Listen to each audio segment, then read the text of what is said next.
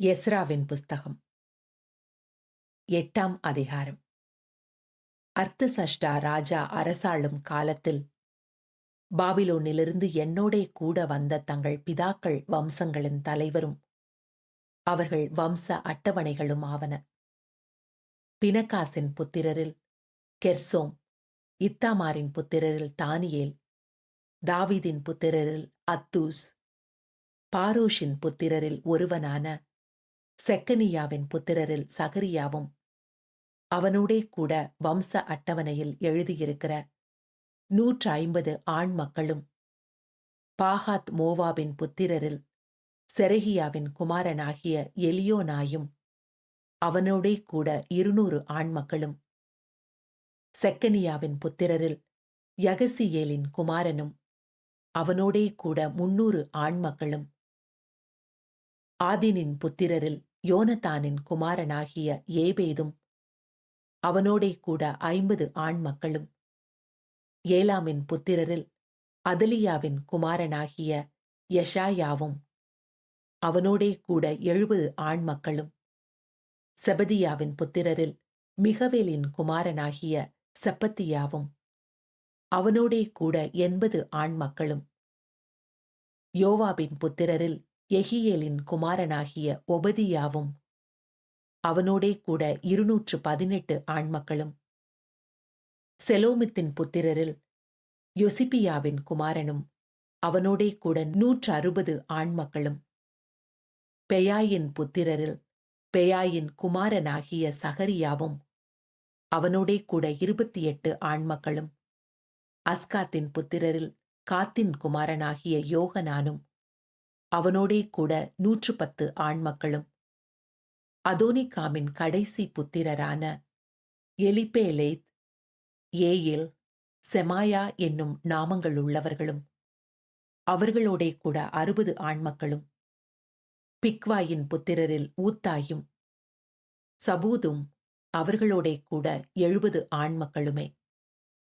இவர்களை நான் அகாவாவுக்கு ஓடுகிற நதி அண்டையிலே கூட்டிக் கொண்டு போனேன். அங்கே 3 நாள் தங்கியிருந்தோம். நான் ஜனங்களையும் ஆசாரியரையும் பார்வையிடும் போது லேவியின் புத்திரரில் ஒருவரையும் அங்கே காணவில்லை. ஆகையால் நான் எலியேசர், அரியேல், செமாயா, எல்நாத்தான், யாரிப், எல்நாத்தான், நாத்தான், சகரியா, மிசுல்லாம் என்னும் தலைவரையும், யோயாரிப், எல்நாத்தான் என்னும் புத்திமான்களையும் அழைப்பித்து, கசிப்பியா என்னும் ஸ்தலத்தில் இருக்கிற தலைவனாகிய இத்தோவிடத்திற்கு செய்தி கொண்டு போக அவர்களுக்கு கற்பித்து, நமது தேவனுடைய ஆலயத்து பணிவிடைக்காரரை எங்களிடத்திற்கு அழைத்து வரும்படி அவர்கள் கசிப்பியா என்னும் ஸ்தலத்தில் இருக்கிற தங்கள் சகோதரனாகிய இத்தோவுக்கும் நிதனிமியருக்கும் சொல்ல வேண்டிய வார்த்தைகளை சொல்லிக் கொடுத்தேன். அவர்கள் எங்கள் மேலிருந்த எங்கள் தேவனுடைய தயவுள்ள கரத்தின்படியே இஸ்ரவேலுக்கு பிறந்த லேவியின் குமாரனாகிய மகேலியின் புத்திரரில் புத்தியுள்ள மனுஷனாகிய செரபியாவும், அவன் குமாரரும் சகோதரருமான 18 பேரையும், மெராரியின் புத்திரரில் அஷபியாவும், அவனோடே யெஷாயாவும், அவன் சகோதரரும் அவர்கள் குமாரருமான 20 பேரையும், தாவீதும் பிரபுக்களும் லேவியருக்கு பணிவிடைக்காரராக வைத்த நிதனிமியரில் 220 பேரையும் எங்களிடத்தில் அழைத்து கொண்டு வந்தார்கள். அவர்கள் எல்லாருடைய பேர்களும் குறிக்கப்பட்டன. அப்பொழுது நாங்கள் எங்கள் தேவனுக்கு முன்பாக எங்களை தாழ்த்துகிறதற்கும், எங்களுக்காகவும் எங்கள் பிள்ளைகளுக்காகவும் எங்கள் சகல பொருள்களுக்காகவும் செவ்வையான வழியை தேடுகிறதற்கும், நான் அங்கே அந்த அகாவா நதியண்டையிலே உபவாசத்தை கூறினேன். வழியிலே சத்ருவை விலக்கி எங்களுக்கு துணை செய்யும்படிக்கு நான் ராஜாவினிடத்தில் சேவகரையும் குதிரை வீரரையும் கேட்க வெட்கப்பட்டிருந்தேன்.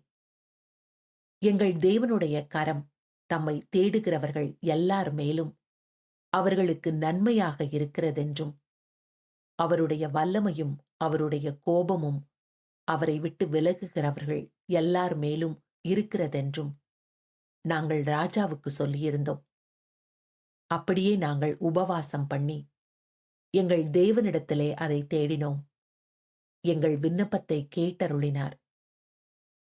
பின்பு நான் ஆசாரியரின் தலைவரிலே 12 பேராகிய செரெபியாவையும் அஷ்பியாவையும் அவர்கள் சகோதரரிலே 10 பேரையும் பிரித்தெடுத்து, ராஜாவும் அவருடைய ஆலோசனைக்காரரும் அவருடைய பிரபுக்களும் அங்கே இருந்த சகல இஸ்ரவேலரும் எங்கள் தேவனுடைய ஆலயத்துக்கென்று எடுத்துக் கொடுத்த காணிக்கையாகிய வெள்ளியையும் பொன்னையும் பனிமுட்டுகளையும் அவ்விடத்தில் நிறுத்துக் கொடுத்தேன்.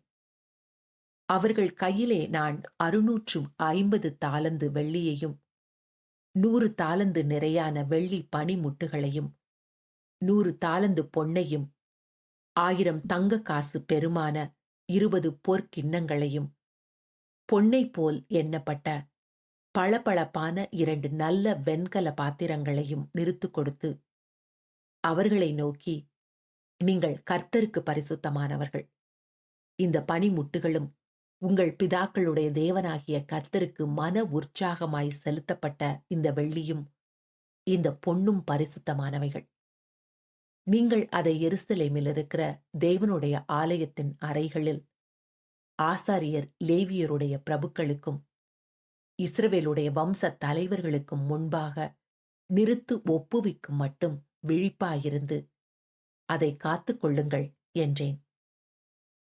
அப்படியே அந்த ஆசாரியரும் லேவியரும் அந்த வெள்ளியையும் பொன்னையும் பனிமுட்டுகளையும் எருசலேமில் இருக்கிற எங்கள் தேவனுடைய ஆலயத்துக்கு கொண்டு போகும்படிக்கு நிறுத்து வாங்கிக் கொண்டார்கள். நாங்கள் எருசலேமுக்கு போக முதலாம் மாதம் 12ஆம் தேதியிலே அகாவா நதியை விட்டு பயணம் புறப்பட்டோம். எங்கள் தேவனுடைய கரம் எங்கள் மேலிருந்து வழியிலே சத்ருவின் கைக்கும் பதிவிருக்கிறவர்களின் கைக்கும் எங்களை தப்புவித்தது. நாங்கள் எருசலேமுக்கு வந்து அங்கே 3 நாள் இருந்த பின்பு 4ஆம் நாளிலே அந்த வெள்ளியும் பொன்னும் பனிமுட்டுகளும் எங்கள் தேவனுடைய ஆலயத்தில் ஆசாரியனாகிய உரியாவின் குமாரன் மெரேமோத்தின் கையிலும் பினகாசின் குமாரன் எலெயேசாரின் கையிலும் எல்லாவற்றிற்கும் இருந்த நிறையின் படியையும் நிறுத்து ஒப்புவிக்கப்பட்டது. யெசுவாவின் குமாரன் யோசபாத்தும் பின்னூயின் குமாரன் நொவாதியாவும் என்கிற லேவியரும் அவர்களோடே கூட இருந்தார்கள்.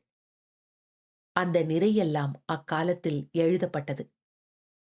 சிறைப்பட்டு மீண்டவர்கள் இஸ்ரவேலின் தேவனுக்கு சர்வாங்க தகன பலியாக இஸ்ரவேல் அனைத்தின் நிமித்தம் 12 காளைகளையும் 96 ஆட்டுக்கடாக்களையும் 77 ஆட்டுக்குட்டிகளையும் பாவ நிவாரணத்துக்காக 12 வெள்ளாட்டு கடாக்களையும் பலியிட்டு அவையெல்லாம் கர்த்தருக்கு சர்வாங்க தகன பலியாக செலுத்தினார்கள்.